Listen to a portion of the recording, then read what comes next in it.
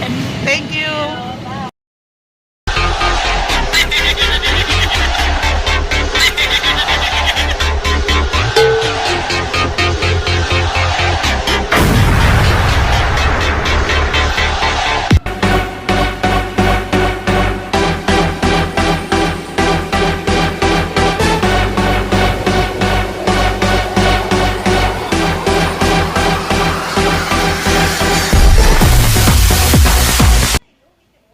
Hello guys! Welcome back to my channel. Nandito na naman po tayo sa yugto ng ating buhay, buhay OFW, na kung saan ay magpapaalam na naman tayo sa sariling bansa, lalo na sa ating sariling pamilya.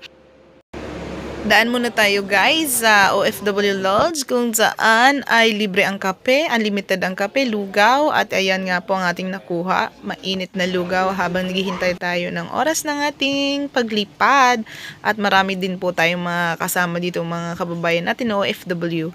Ayan na, ito na nga talaga ang time, maalis na naman tayo, lilipad na naman tayo sa bansang ating blessing din pala ito, na bansang ito na ating pupuntahan para sa atin, para sa ating pangangailangan. Flex ko nga po pala ang Philippine Airlines. Yan, may libre po silang headset. Each seat po meron po niyan para walang istorbo sa Thank you. Katabi natin. Oh, bahala, kanya-kanya, kung gusto ng music, okay lang. Gusto ng movie, okay lang din. Good morning guys! Welcome back to my channel. Post-arrival orientation seminar sa mga bagong dating po dito, kahit na nakailang kontra ka na, basta umuwi ka ng Pinas at bumalik ka dito, meron pong ganoon sa panibagong contract. Guys, pupunta tayo sa consulate para mag-attend ng required nila.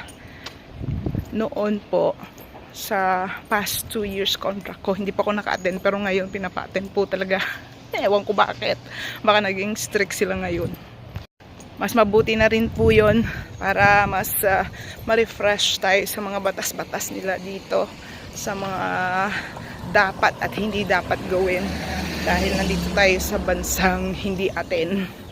Actually guys, Saturday dapat ang aking off, but eto, dahil sa may schedule tayo 1 to 5 PM ang ating schedule, so kailangan nating i-change na lang ang day off para hindi tayo masyadong nagmamadali pa uwi.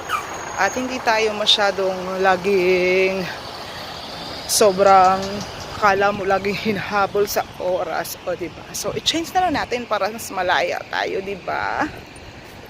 Mas pabor yun sa amo kasi off yun. At sa off ay kailangan magtrabaho, diba? Kasi dapat po kasama yun sa mga days of duty, yung pag-attend-attend ng mga ganyan. So, okay na rin. Pabor sa akin, pabor sa kanya. O, diba? Mas masaya ang buhay. Parang kailan lang, guys. Grabe. Kailan lang umuwi tayo ng Pinas. Nagbakasyon tayo ng 4 na buwan doon sa mga processing, etc. At sa mga days na kasama natin ng ating pamilya. Yun, nag-enjoy naman po tayo. So, praise the Lord for that long vacation. Kaya eto ngayon, halabira na naman tayo sa ating mga gawa, trabaho, kayod for the goal. Guys, may share ako sa inyo ito.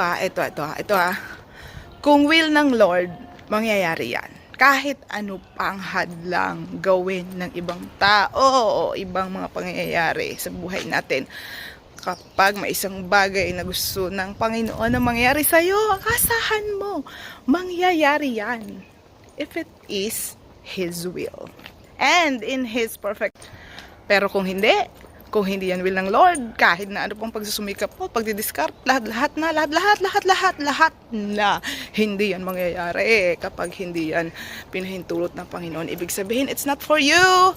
At baka merong talagang siyang inilaan which is better for you, 'di ba? Kaysa sa plano mo, kasi baka mamaya makasira lang sa yung plano mo 'yon, o yung gusto mo 'yon, o yung pangarap mo na 'yon. So kung ano talaga yung will ng Lord for you, 'yun yung mangyayari. Kung gusto ng Lord, kung will ng Lord, mangyayari. Kung hindi po, kahit na anong gawin natin. Ganun po 'yon. So let the will of God be done in our lives. Ganun po. And we should be thankful for everything na binigay niya at meron tayo ngayon. So, praise the Lord, praise God, the Almighty One.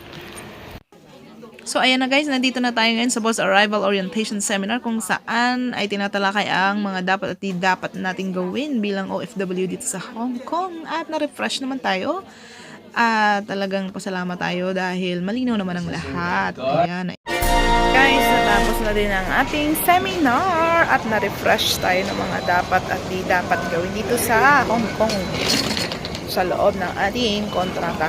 At syempre ang ating mga rights para hindi naman tayo na-abuso at para wag naman tayo umubuso lalo na kung mabait ang mga amo.